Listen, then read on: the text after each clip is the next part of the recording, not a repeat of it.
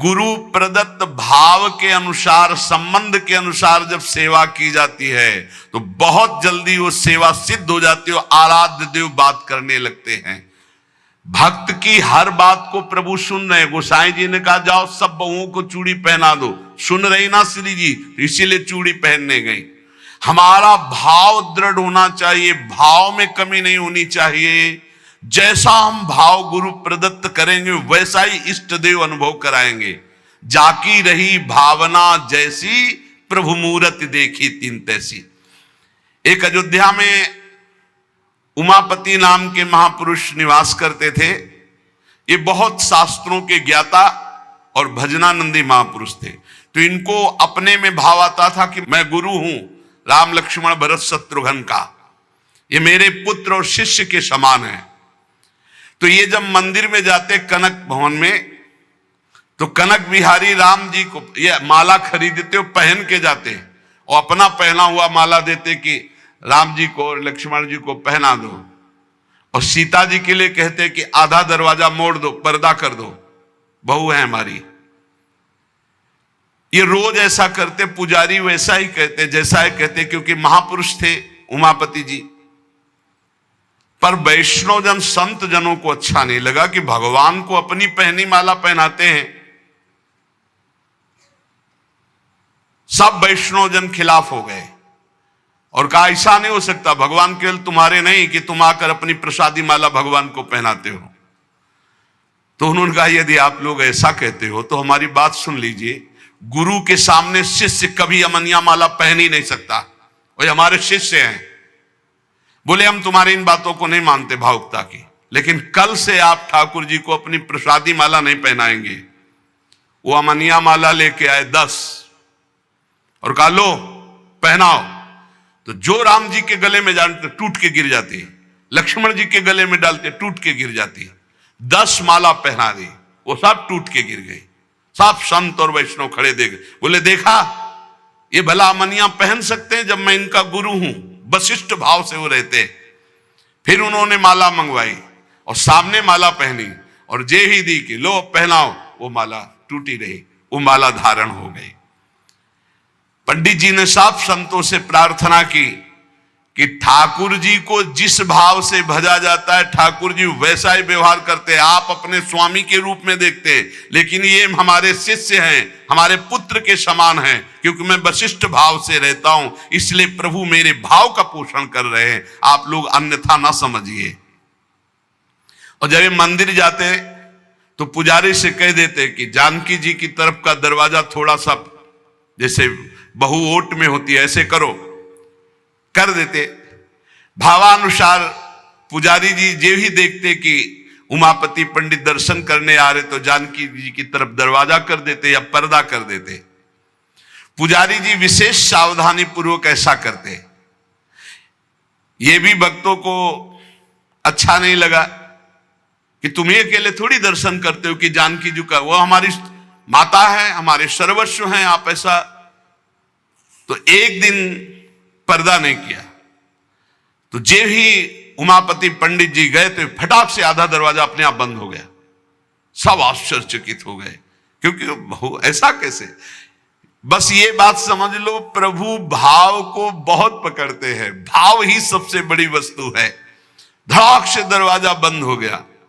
पंडित जी ने पुजारी जी से कहा आप कभी चूक मत करना, जानकी जी हमारी बहू है, हमारे शिष्य की है, इसलिए वो कभी हमारे सामने ऐसे नहीं, पर्दा करके। तो पुजारी ने और संतों ने जान लिया कि महामहिम भाव को प्राप्त महापुरुष है। सबने क्षमा मांगी।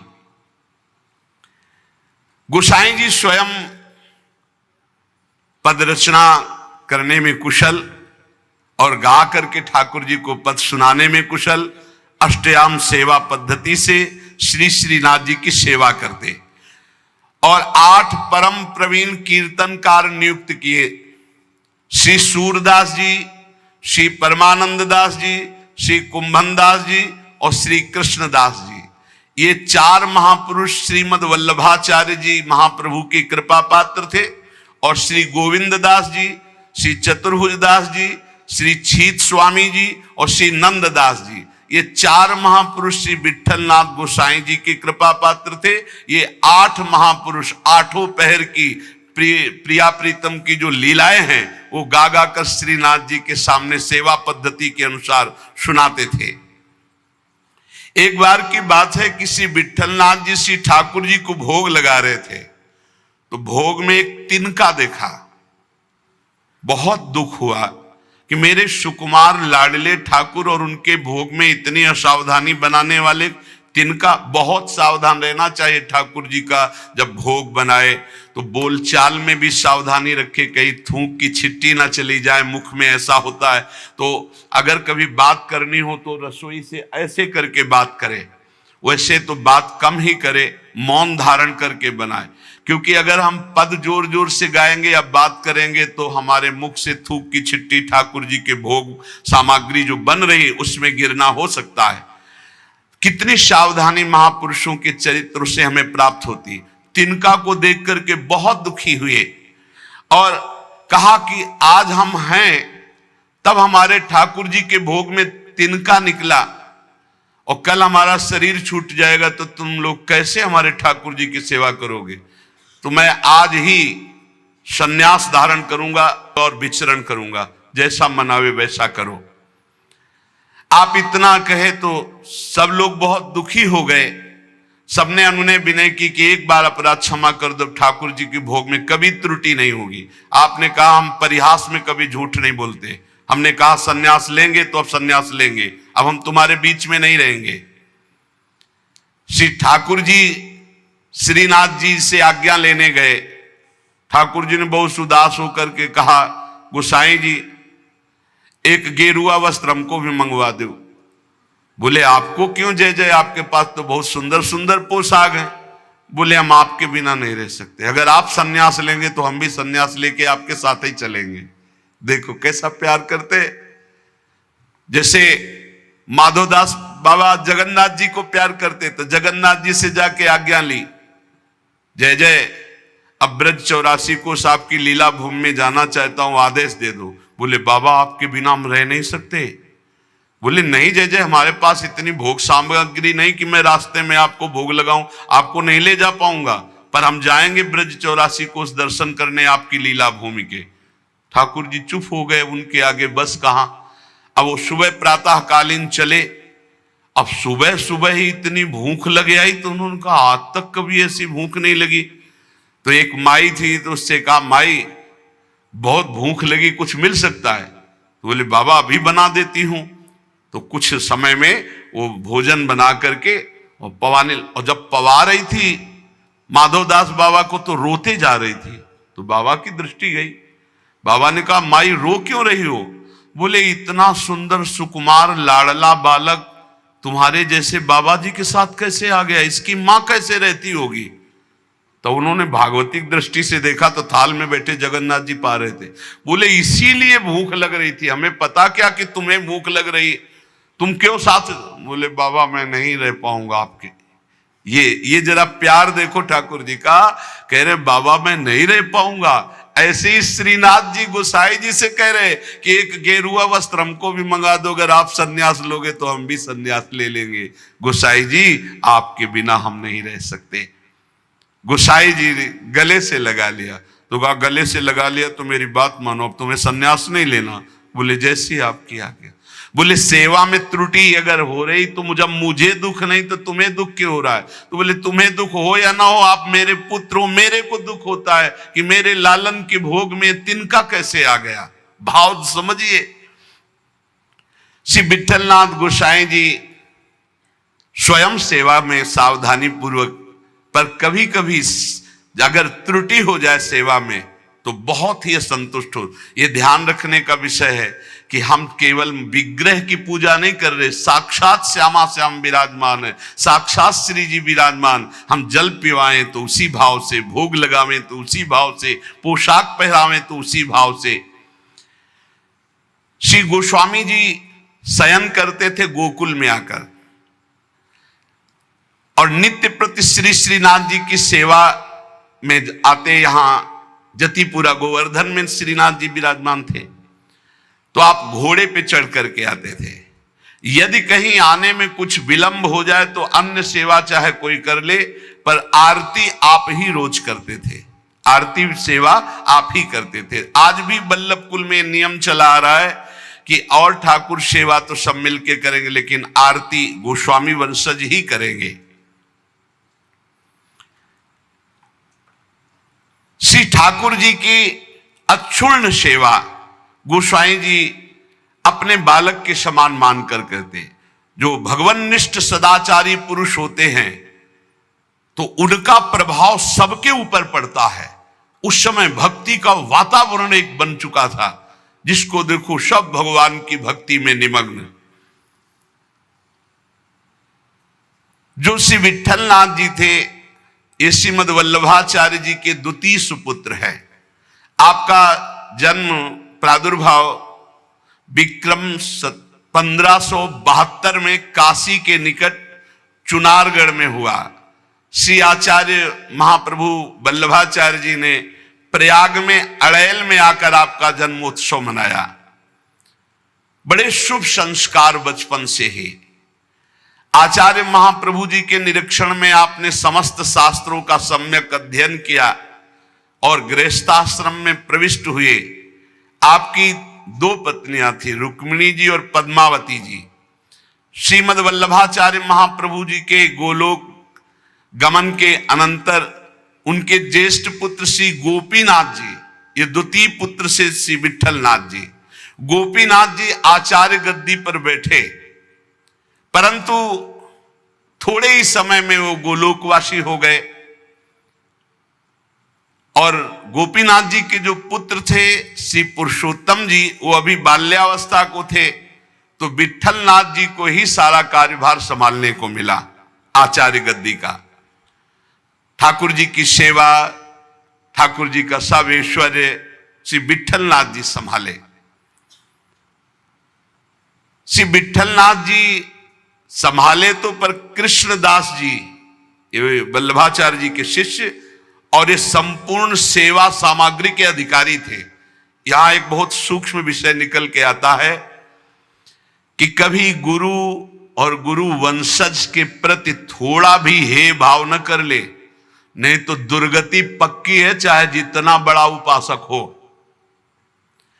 कृष्णदास जी बहुत बड़े महापुरुष हैं, पूरे श्रीनाथ जी की सेवा के अधिकारी हैं, अधिकारी पदवी नहीं की है। अब किसी सेवा पद्धति को लेकर कृष्णदास जी से श्री विट्ठलनाथ गोस्वामी जी ने, तो कृष्णदास जी असंतुष्ट हो गए। कभी ऐसा नहीं होना चाहिए। गुरु के समान ही गुरुवंशजों को समझना चाहिए। जैसे हमारे गुरुवंश के अगर बच्चा भी आ जाए तो हम उसके झुककर चरण छुएंगे, उसको गुरु के समान आसन पर बैठा लेंगे और नीचे उतरकर हम बैठेंगे। चैतन्य महाप्रभु ने ईश्वरपुरी जी के जब गांव में गए तो रज में लोट लोट के कह रहे थे, यहाँ के सब जीव जंतुओं की भी चरण रज हमारे लिए बंद नहीं, क्योंकि यहां हमारे गुरुदेव भगवान प्रकट हुए ईश्वरपुरी जी के गांव में। यहां त्रुटि हो रही है कृष्णदास जी से। कृष्णदास जी ने क्या किया कि जो गोपीनाथ जी गोलोक गमन हो गया था, तो उनकी पत्नी और उनके पुत्र पुरुषोत्तम जी अभी छोटे थे, उनसे बात की और गद्दी पर पूरा अधिकार कर लिया। पुरुषोत्तम है ही, क्योंकि उनके पिता गोपीनाथ जी अधिकारी थे, और हटा दिया श्री विट्ठलनाथ जी को। और हटा ही नहीं दिया, पूरी सेवा से हटा दिया कृष्णदास अधिकारी जी ने। पुरुषोत्तम जी को गद्दी पे बैठा दिया, उनकी मां को समझा बुझा करके दस्तखत करवा लिए और श्री विट्ठलनाथ गोस्वामी जी को हटा दिया। न श्रीनाथ जी की सेवा मतलब आना भी बंद करवा दिया। ऐसा नहीं करना चाहिए था, ये बहुत बड़ा अपराध बन गया। और बहुत बड़े महापुरुष हैं कृष्णदास जी, कोई साधारण नहीं। आगे उनके कभी चरित्र का श्रवण करना, इतने बड़े महापुरुष। गोसाई जी को सब अधिकार छिन जाने का कष्ट तो नहीं हुआ, पर सेवा छूट जाने का बहुत कष्ट हुआ। और महापुरुषों के हृदय में किसी भी तरह का यदि कष्ट हो गया तो उसे फिर भगवान बर्दाश्त नहीं करते। आपको बहुत क्लेश हुआ, श्रीनाथ जी का दुलार छूट गया, सेवा छुटवा दी कृष्णदास अधिकारी ने, आप पाराशौली में जाकर रहने लगे, पर बहुत दुखी अंदर से। और दूर तक वहां तक आते जहां श्रीनाथ जी की ध्वजा दिखाई देती है, वहां से साष्टांग दंडवत करके बहुत एकाग्रता पूर्वक ऐसे देखते मंदिर की तरफ, रोने लगते श्री विठलनाथ जी। ये बहुत बड़ी हानि का विषय, बहुत बड़ी हानि का विषय। गुरुजनों से विरोध करने का मतलब है सर्वस्व का नाश, चाहे जितना बड़ा भी कोई तपस्वी भजनानंदी हो। एक श्री रामदास जी भीतरिया जो ठाकुर जी की सेवा में रहते थे, वो श्री विठलनाथ जी की स्थिति से परिचित थे। वो रोज गुप्त रूप से समय निकालते, यद्यप श्री कृष्णदास जी ने उनको भी मना कर दिया था, पर वो जाते और गोसाई जी को श्री लालजू का बीड़ा प्रसाद देते। बीड़ा प्रसाद आंखों से ऐसे रख करके खूब रुदन करते श्री विठलनाथ जी। ये बहुत बड़ा अपराध है, बहुत बड़ा अपराध। गोसाई जी ठाकुर जी के लिए अपने कर कमल से एक फूलों का हार बनाते और कहते पहना देना जाके, और रोज एक श्लोक दैन्यता का लिखते और कहते ठाकुर जी को सुना देना जाके। श्री रामदास जी नित्य प्रति आकर वो फूलों का हार और ठाकुर जी को एक श्लोक सुनाते, ठाकुर जी को फूलों का हार पहनाते, और ठाकुर जी रोज एक पान की बीड़ी देते जो उनको जाके देते और उनको प्रणाम करते। एक दिन ठाकुर जी ने संदेश में कहा कि गोसाई जी से कह दो मेघ तो समय पर बरसेगा, तुम दुखी क्यों हो रहे हो? मेघ तो समय आने पर बरसेगा, तुम दुखी क्यों हो रहे हो? विठलनाथ जी के सामने जब जाकर रामदास जी ने कहा मेघ तो समय पे बरसेगा, आप दुखी क्यों हो रहे हो? लालन ने ऐसा कहा है। तो विठलनाथ जी ने कहा कि मेघ तो समय पे बरसेगा, पर चातक अपनी टेक पुकार क्यों छोड़ेगा? चातक तो रटता ही रहेगा। बहुत सुंदर बात। अगर चातक अपनी रटन छोड़ दे तो चातक कैसा? मेघ तो समय पे बरसेगा, वो बरसे, लेकिन चातक अपनी रटन नहीं छोड़ सकता। मेरी रटन घटने वाली नहीं, मैं तो रो रो कर आपको पुकारता ही रहूंगा। चातक रटन घटे घट जाई, बढ़े प्रेम सब भांति भलाई। विठलनाथ जी के इस दुख को अकबर बादशाह ने सुना, उसने तत्काल आदेश किया और कृष्णदास जी को बंदी बना के जेल में डाल दिया और गोसाई जी को विरुद्ध आचरण किया, इसलिए उनको कठोर दंड कृष्णदास जी को बादशाह अकबर ने। जब गोसाई जी को यह पता चला तो गोसाई जी ने अन्न जल त्याग दिया और कहा जब तक सम्राट अकबर सादर कृष्णदास जी को, ये देखो महापुरुषों का हृदय, सादर कृष्णदास जी को नहीं छोड़ते तब तक मैं अन्न जल भी नहीं पाऊंगा। जब बादशाह अकबर को यह पता चला कि गोसाई जी ने अन्न जल त्याग दिया तो सादर कृष्णदास जी को पुनः छोड़ दिया।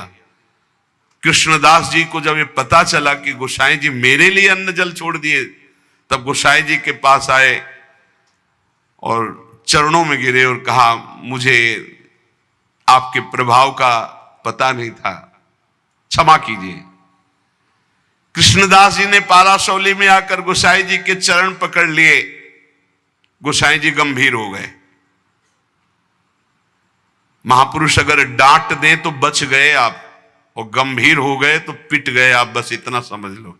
गंभीर इसलिए हो गए कि तुमने लालन की सेवा छुड़वा दी, सब ठीक है, लेकिन लालन की से दूर रखा, दर्शन नहीं, सेवा नहीं, इसलिए गंभीर हो गए। विठलनाथ गोसाई जी को पूर्व सेवाधिकार प्राप्त हो गया। श्री कृष्णदास जी का अंतिम लीला जानते हो कैसे हुई? कुआं में पैर फिसल गया और गिर के मरे और प्रेत बने, इसी अपराध के कारण। बहुत सावधान, इतने बड़े महापुरुष हैं, उनका चरित्र है कृष्णदास जी का, बहुत बड़े महापुरुष हैं, लेकिन अपने गुरु से अपराध बन गया। गुरुवंश गुरु स्वरूप ही है। अपराध बन गया तो प्रेत योनि को, पैर फिसल गया, कुएं में गिरे और उनके प्रेत योनि को प्राप्त हुए। बहुत सावधानी की जरूरत है कि कहीं ऐसे अपराध नहीं तो चाहे जितना भजन हो, वो भजन बाद में तो कल्याण करेगा, लेकिन बीच में छूट जाएगा और बीच में हमारी दुर्गति हो जाए। अंतिम तो मंगल ही होगा, क्योंकि भगवान का जन कवि नामे भक्ता प्रणश्यति। जब ये प्रेत बन गए थे तब भी उद्धार गोस्वामी विट्ठल नाथ जी के द्वारा ही इनका हुआ। अकबर क्यों कृपालु था, क्यों श्रद्धा करता था विट्ठल नाथ जी गोस्वामी के ऊपर? एक बार श्री यमुना जी में स्तोत्र का गायन का, कंचन वर्ण तेज चमकता हुआ विट्ठल नाथ गोस्वामी जी का, तो अभी स्नान करके यमुना जी की आराधना कर रहे थे, तो उधर नौका में जल विहार करते हुए इसकी बादशाह की कोई हिंदू बेगम होगी, तो वो दूर से देखा कि तेजस्वी तो भगवान के समान है। नौका समीप ले गई, उतरकर चरणों में वंदन किया। विट्ठलनाथ गोस्वामी जी को देखकर उसे पक्का लगा कि ये जो आशीर्वाद दे देंगे तो पक्का। तो उन्होंने कहा कि आपसे मैं एक ही आशीर्वाद चाहती हूं कि मेरे बादशाह मेरे अनुकूल रहें। हर पत्नी यही चाहती है। आप कृपा करके कोई ऐसा जंतुर बांध दीजिए, कोई मंत्र बता दीजिए, कोई उपाय बता दीजिए कि बादशाह सलामत हमारे बस में रहे, हमारे अधीन रहे। आपने मुस्कुरा दिया कि मैं एक जंतुर देता हूं, इससे बादशाह तुम्हारे अधीन रहेंगे, और दोहा लिख करके भुजा में बांध दिया। यंत्र मंत्र और तंत्र को भूल करो जन कोय, पति कहा सो कीजिए वो आप ही बस होए। ये दोहा लिख करके बांध दिया। दूर से गुप्तचर लगे रहते थे। गुप्तचर ने कहा कि विट्ठलनाथ गोस्वामी जी ने कोई जादू टोना करके आपकी हिंदू बेगम की बाह में जंतुर बांध दिया है। तत्काल आया, जब वो महल तोड़ दिया जंतुर और उसे कहा खोला जाए, खोला गया। और जब ये दोहा पढ़ा कि यंत्र मंत्र और तंत्र को भूल करो जनि कोई उपाय मत करो, ये यंत्र तंत्र मंत्र जंतर वाला, पति की आज्ञा में रहो, इसी से पति अधीन हो जाएगा। जब ये दोहा पढ़ा कि पति की आज्ञा का पालन रूप परम बल है जो पति को अधीन कर लेता है, बहुत प्रसन्न हुआ और कहा इसी समय मुझे विट्ठलनाथ गोस्वामी के चरणों में जाके प्रणाम करना है और उनके दर्शन करने। तब से बहुत श्रद्धा विट्ठलनाथ गोस्वामी जी के ऊपर, और वो आकर के गोकुल में और गोवर्धन में बहुत सी संपत्ति जमीन ये सब विट्ठलनाथ गोस्वामी जी को दी। श्रीमद वल्लभाचार्य महाप्रभु जी ने पुष्ट मार्ग का प्रवर्तन किया। विट्ठलनाथ गोस्वामी जी ने उसका बहुत प्रकाश किया। श्री सूरदास जी, कुंभनदास जी, परमानंद दास जी, कृष्णदास जी, ये वल्लभाचार्य जी के शिष्य, और नंददास जी, चतुर्भुज दास जी, श्री गोविंद दास जी, श्री चीत स्वामी, ये विट्ठल नाथ जी के शिष्य, ये रात दिन ठाकुर जी की सेवा में, पद गायन की सेवा में रहते थे। जिस समय महाप्रयाण का समय आया तो विट्ठलनाथ गोस्वामी जी ने सातों पुत्रों को बुलाया और अलग अलग ठाकुर जी प्रदान किए। 7 पुत्र श्री गिरधर जी, श्री गोविंद जी, श्री बालकृष्ण जी, श्री गोकुलनाथ जी, श्री रघुनाथ जी, श्री यदुनाथ जी और श्री घनश्याम जी। ये 7 पुत्र श्री विट्ठलनाथ गोस्वामी जी के थे। सातों को अलग अलग ठाकुर सेवा प्रदान की। श्री गिरधर जी को श्री ठाकुर मथुरेश जी, जो वर्तमान में जतिपुरा गोवर्धन में विराजमान है। श्री गोविंद राय जी को श्री श्रीनाथ जी, जो वर्तमान में राजस्थान में श्रीनाथ द्वारा में विराजमान है।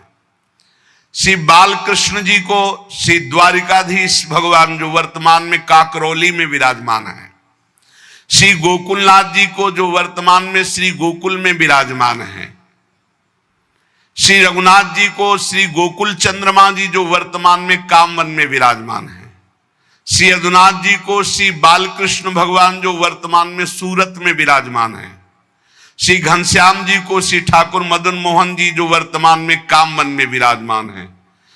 इन सातों पुत्रों को सात ठाकुर की सेवा प्रदान की और चल अचल संपत्ति का बंटवारा किया और समस्त वैष्णवों को बुलाया और कहा आज हमें ठाकुर जी बुला रहे अपने धाम में। ऐसे जाना होता है महापुरुषों का। मृत्यु मृत्यु नहीं, महोत्सव होता है। सब वैष्णव जनों को बुलाया और बोले आज जो है ठाकुर जी बुला रहे हैं अपने निज सेवा में, निज धाम में। इनके पीछे पीछे पुत्र जो सातों पुत्र थे वो पीछे पीछे गए। आप चल करके जतिपुर आए, आपने निज कंठ की माला चतुर्थ पुत्र श्री गोकुलनाथ जी के गले में डाल दी और कहा सब वापस हो जाओ, अब मैं परम धाम जा रहा हूं। और गुफा में प्रवेश करने लगे तो सबसे बड़े पुत्र गिरधर जी ने आपका वस्त्र पकड़ लिया, तो केवल वस्त्र ही हाथ में रहा और आप अंतर्ध्यान हो गए, सदैव भगवान के धाम को गए। श्री विठल नाथ गोस्वामी जी